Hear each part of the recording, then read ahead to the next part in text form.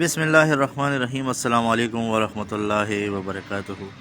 دا یو 3 مرلې کور خاصه موکره سره راغلی ده.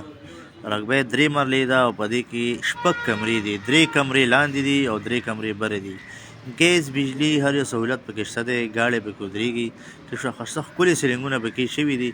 څنګه چې لاندې آبادي ده د کسې بره هم ده. صحیح ده. یو کچن لاندې دی، یو کچن بره دی. 3 کمرې لاندې دي او 3 کمرې بره دي.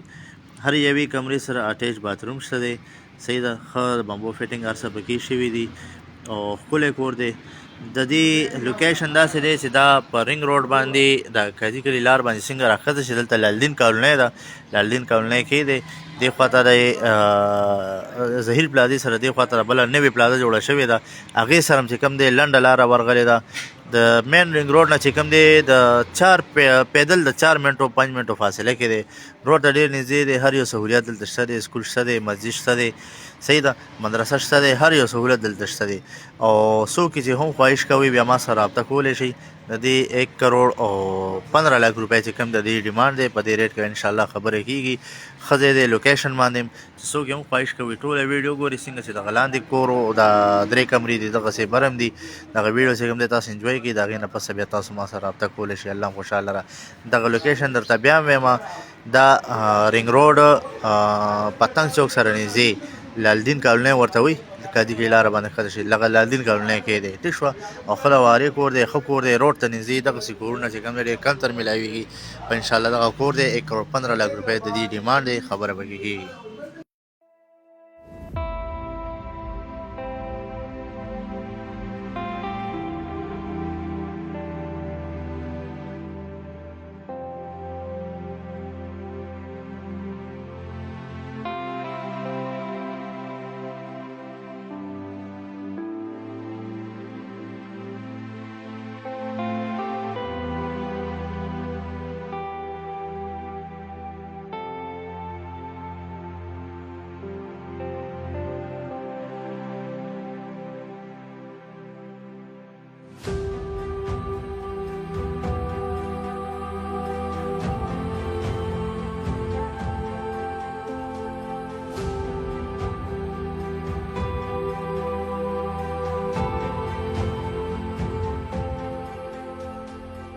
لاره ده.